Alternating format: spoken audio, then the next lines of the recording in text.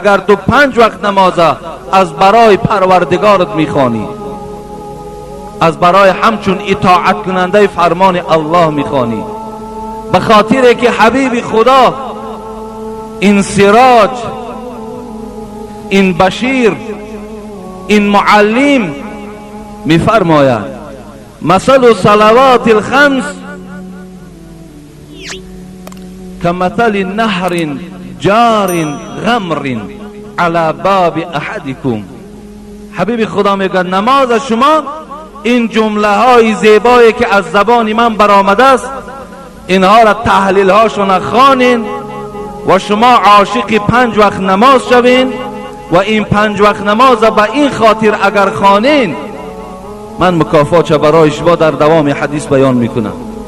حبیب خدا میگه مثال 5 وقت نماز مثال یک نهری هست. نهر گفته ما و شما در همین لغت گویم که تاجیکی خودمان کلمه نهرم استفاده میبریم، همچون یک دریا.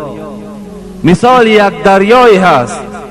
ببین جارین غمرین، حبیب خدا مثل یک دریایی که جاری شونده هست، مثل یک دریایی که بسیار چقوری دارد.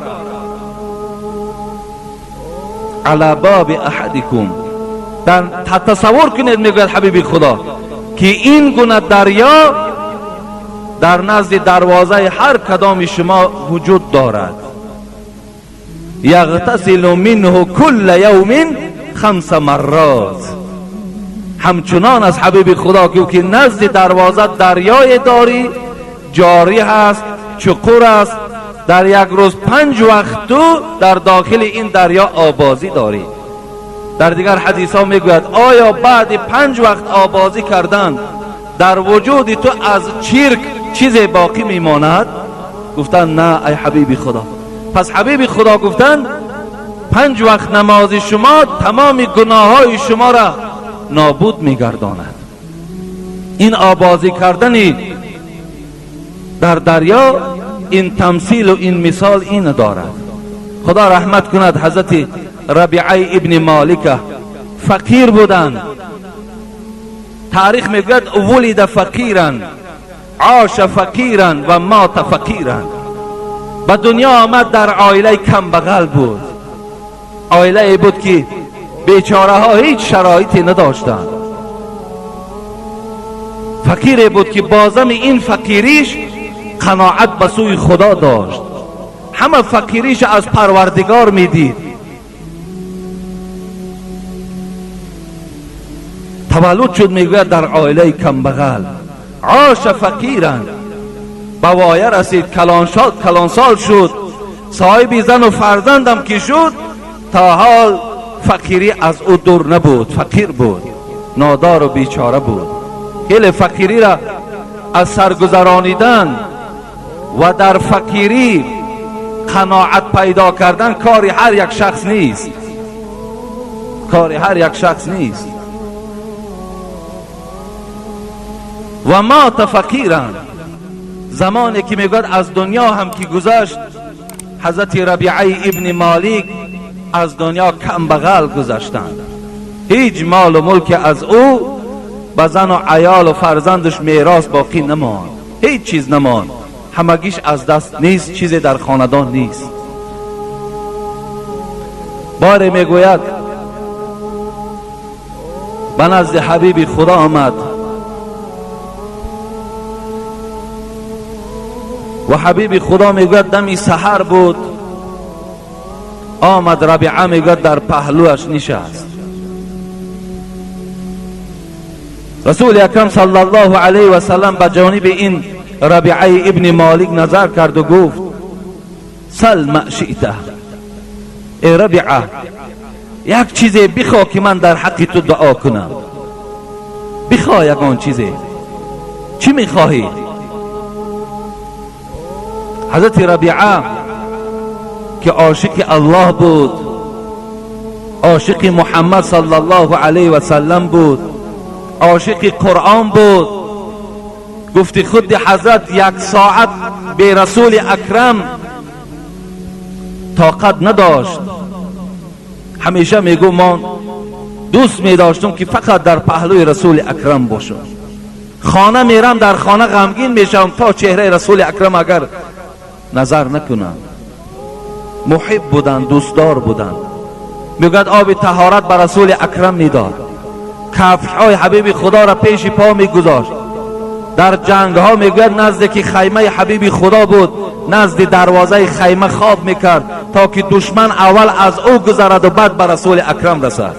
دفاع میکردند، اسلامشان دوست میداشتند، پیشواشان دوست میداشتند، پیشواشان در خلوتی تنقید نمیکردند، پیشواشان در پنهانی غیبت نمیکردند، بلکه دوست میداشتند. چی میخواهی ربیعه در حق دعا کنم؟ حضرت ربیعه پروای دنیا نداشت. دنیا را میدانست که چیست، میدانست که دنیا چیست. بازیچه است، بازیچه است طفل فریب این متاع دهر، به عقل مردمان که بر او مبتلا شود. نه لایق بر غرور است و نه عزم اعتمادی ها، نمی ارزد به این حرفی که کس گوید به من داده است.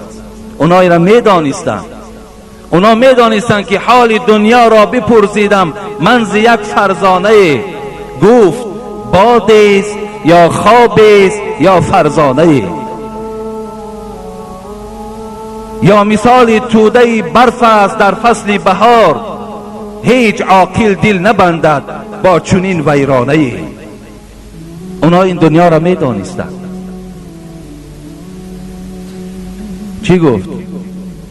اسألک مرافقتک، حبیب خدا یگانه چیزی که میخواهم این است که در جنت همراه تو باشم. سؤال من از تو این است، خواهش من از تو این است، حبیب خدا دست بردار، دعای تو در نزد پروردگار قبول است.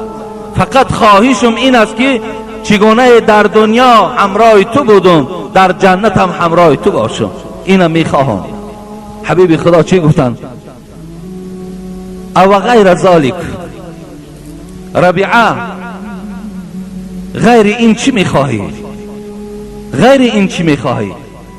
حضرت ربیعه تکرار به تکرار، فقط پهلوی تو را در جنت میخواهم، فقط همراهی تو را در جنت میخواهم. لیکن حبیب خدا چی گفت؟ اعینی نفسک بکثرت السجود. اگر گو خواهی که فردای قیامت همراه من باشی، خواهی که در جنت همراه من باشی، تو مرا در شفاعتم یاردم کن با 5 وقت نماز خواندن. مرا یاردم کن. گفت شفاعت من برای تو در روز قیامت به اذن پروردگار، خواهی که اجرا شود در دنیا به نماز مرا یاردم کن، از نماز دور نباش. حبیب خدا گفتن اگر شما نماز از برای خدا خوانید، در این یگان مقصد و غرض نداشته باشید. نماز باشد که صدقاً از برای خدا باشد، نماز ریایی نباشد، نماز خودنمایی نباشد، نماز ناامیدی نباشد. دل جدا زبان جدا باشد، او کجا طاعت خدا باشد. نماز بسیار خوب خوانید. حضرت ابوبکر صدیق نماز میخوان، صحابه های گرامی میگفت مثل چوبی را که در زمین میخلانی مثل همون حرکت نمیکرد، میترسید. حضرت علی رضی الله عنه را نمازخوانیش در کتاب صحابه ها حکایت میکند، در بالای جای نماز میلرزید وقتی نماز میخواند. امروز این بی‌پروایی ما و شما را فرا گرفته است. در بالای جای نماز با الله صحبت داریم، پروا نداریم، نمیدانیم که ما کدام امر را اجرا کرده ایستاده ایم، در پیشگاه کی ایستادگیم. دل جدا زبان جدا باشد، او کجا طاعت خدا باشد. جسم در خانقاه و دل در سیر، این چونین بندگی چی خط و چی خبر. دست در صبح زبان در یاد، در دست من تسبیح، دست در صبح زبان در یاد، دل در انجام دنیوی فریاد. ظاهر خود حرقه پوشی ها، ظاهر من اگر ببینند کسی که بیند میگد این مولوی است یا یگان شیخ است یا یگان صوفی است یا یگان ایشانزاده است. ظاهر خود حرقه پوشی ها، باطن خود مکر و فریبی ها. این چی طاعت چی بندگی باشد، مردنت به که زندگی باشد. حضرت صوفی الله یار در مسلکش گفتند اینا را برای چی ما را گفتند؟ مردنت به گفتند، سخت گفتند، به خاطر گفتند که ما بیدار شویم، به خاطر که ما عبرت گیریم که ما چی کار کرده ایستاده ایم، ما چی وظیفه داریم. این نماز چی مهم در نزد پروردگار است تا که از مهم بودن این ما درکدار شویم.